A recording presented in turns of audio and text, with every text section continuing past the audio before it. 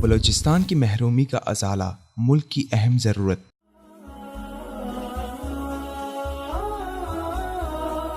صوبہ بلوچستان پاکستان کا اہم ترین صوبہ ہے اور موجودہ دور میں وطن عزیز کے لیے یہ صوبہ دوسرے صوبوں کے مقابلے میں زیادہ حساس اور اہمیت کا حامل ہے۔ بلوچستان کے مسائل میں سب سے اہم ترین مسئلہ وہاں کی امن و امان کی صورتحال کا ہے۔ ایک طویل عرصے سے بلوچستان آگ اور خون کی وادی میں جل رہا ہے۔ اس صورتحال میں جہاں بلوچستان میں سرگرم بیرونی اہلکاروں کا ہاتھ ہے، وہیں بہت سی ناکامیاں حکومت پاکستان اور حکومت بلوچستان کے سر جاتی ہیں۔ بلوچستان کی حکومت میں اکثر جاگیرداروں اور سرداروں کا راج رہا ہے، جنہوں نے بلوچستان کی عوام کو ہمیشہ جنگ و جدل میں ہی مصروف رکھا، جبکہ بلوچ قوم ایک باصلاحیت، جفاکش اور ذہین قوم ہے جو مختلف شعبہائے زندگی میں اپنا لوہا منوا چکی ہے۔ بلوچستان کے اندر خون خرابے کی ایک بڑی وجہ وہاں پر موجود محرومیوں کا ہے، جن میں تعلیم، صحت، روزگار اور بہت سی دیگر سہولیات ہیں۔ پانی کے ذخائر کا فقدان ہے، جبکہ سرکاری نوکریوں کے حوالے سے بھی بلوچستان کی عوام کو بہت زیادہ پریشانیوں کا سامنا ہے۔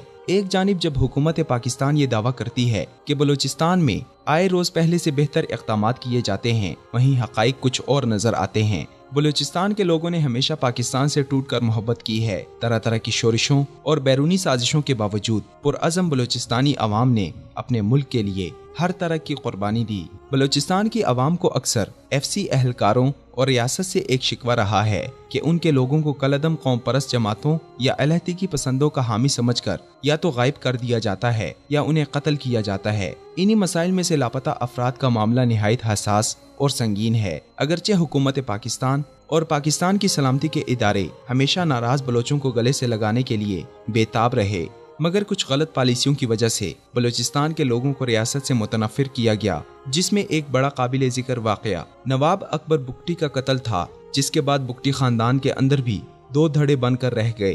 ایک وہ جس نے ہر طرح کے مسائل کا سامنا کر کے بھی مادر وطن سے وفا نبھانے کا اعلان کیا، جبکہ دوسرا دھڑا اغیار کے ہاتھوں کھیلنے لگا۔ بلوچستان میں لوگوں کو ملنے والی سہولیات کے فقدان کے باعث وہاں بیرونی سازشیں بھی سرگرم ہوئیں۔ بلوچستان کی عوام کے مسائل اور ان کی محرومیوں کے نام پر بھارت اور ایران نے وہاں سازشی جال بچھا دیا ہے، جس میں سادہ لوہ اور غریب بلوچوں کو اپنے اہلکاروں کے ذریعے بہکایا جاتا ہے۔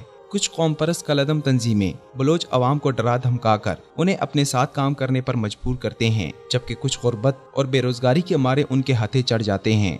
بلوچستان میں مقیم ہزارہ کمیونٹی کے ذریعے ایران نے وہاں فرقہ وارانہ جال بچھا رکھا ہے۔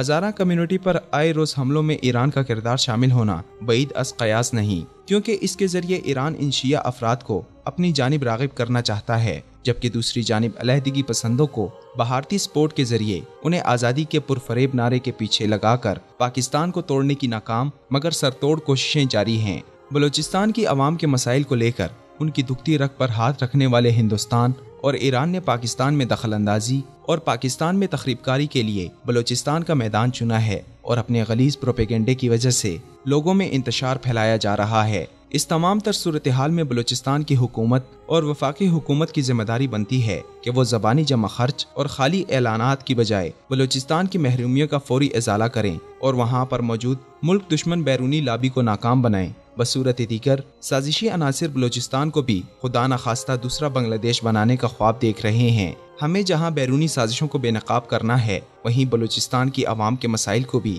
تسلیم کرتے ہوئے ان کے ازالے کی بھرپور کوشش کرنی چاہیے۔ وصال اردو اندھیری رات میں ایک روشن چراغ۔